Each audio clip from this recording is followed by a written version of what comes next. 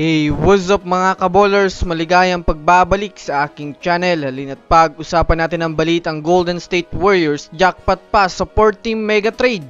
At ang balitang Austin Reeves ititrade ng Lakers. Tara na't pag-usapan natin yan dito sa Basketball Hotshots.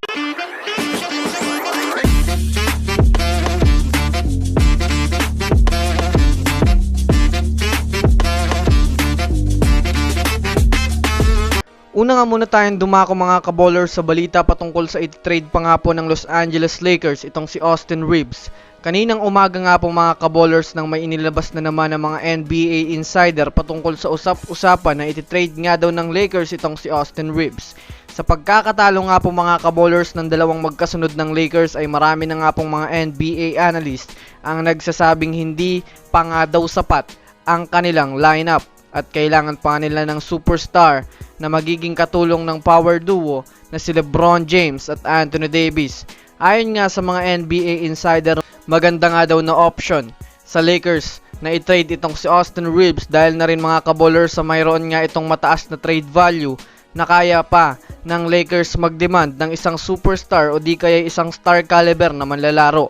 Kaya kung susumadayin nga natin kapag wala na nga pong mabagsakan na team si D'Angelo Russell ay posibleng si Austin Reeves ang maging trade assets ng Lakers para magkaroon ng panibagong manlalaro na makakatulong sa pagpaangat ng team ng Lakers sa Western Conference.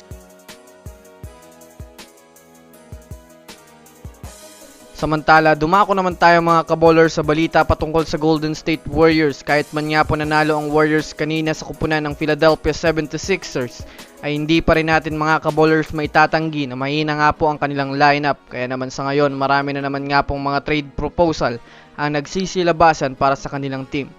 Sa inilabas nga pong trade proposal ng NBA insider na si Fran Leyva, involved nga dito mga kabolers ang mga team ng Portland Trail Blazers, Dallas Mavericks, Golden State Warriors at Philadelphia 76ers.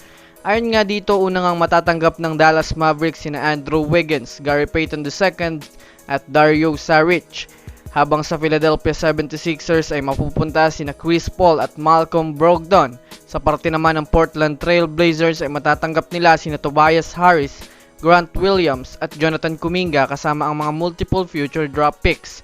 At ang huli naman nga po mga kabolers ay matatanggap ng Golden State Warriors sina DeAndre Ayton, Tim Hardaway Jr., Robert Covington at si Josh Green. Kung susumadayin nga natin mga kabolers, makaka-jackpot nga dito ang Warriors dahil magkakaroon nga sila ng mga magagaling na role players at isang big man. Ngunit ano pa rin sa tingin nyo mga kabolers, sang-ayon ba kayo sa 4-team mega trade blockbuster na ito?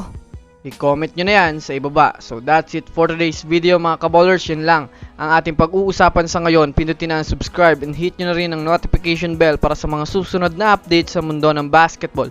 Again, this is Basketball Hotshots. Thanks for watching.